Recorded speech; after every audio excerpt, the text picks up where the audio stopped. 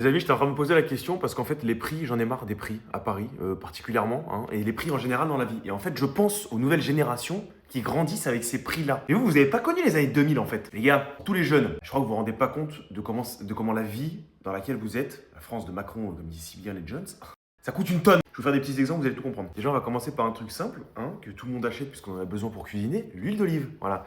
L'huile d'olive, dans les années 2000, ça coûtait 4-5 euros la bouteille. Vous savez combien ça coûte maintenant? 18 balles, dans ta grosse figure pleine de poils. Tu prends un appartement de 50 mètres carrés à Paris, en moyenne grosso modo, hein, je parle pas un peu des arrondissements parce que ça peut varier bien évidemment. À l'époque, ça coûtait en moyenne entre 700 et 900 balles. Aujourd'hui, pour un appart un peu sympa dans un quartier un peu cool, c'est vite entre 1800 et 2200 euros. On fait du x2.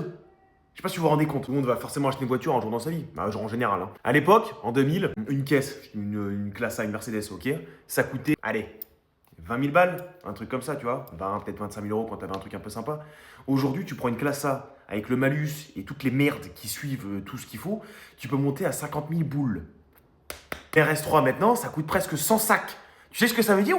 Gros, c'est une Audi. C'est pas une. À l'époque, pour 100 000 euros, t'avais une supercar en fait. Pour les fumeurs, un paquet de clopes, à l'époque, ça coûtait 3 balles. Aujourd'hui, ça coûte 13 euros. Bon, ça en vrai, c'est pas plus mal, j'ai envie de te dire. Parce qu'au moins, ça empêche les gens un peu de fumer. Mais quoique, j'ai l'impression que plus ça augmente, plus les gens fument.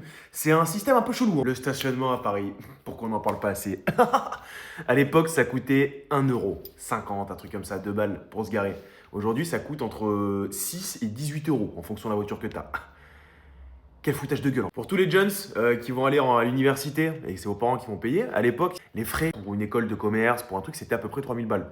On va dire en gros, en moyenne, ça dépend des écoles, etc. T'as compris. Aujourd'hui, c'est entre 9 et 12 000 balles l'année. En fait, vous vous rendez pas compte. Là, quand vous allez dans un café pour un verre, vous payez votre coca ou votre café, je sais pas, ça doit être 2 balles, 2-3 balles, tu vois. Et un coca, ça doit être 4-5 euros.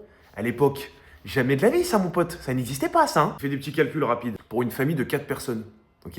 À l'époque, tu voulais faire des courses pour un mois, ça te coûtait à peu près 300-400 euros. Genre sur les courses toutes réunies en un mois. Aujourd'hui, en moyenne, d'après les statistiques, c'est au moins entre 800 et 1000 boules, x3 ou x4.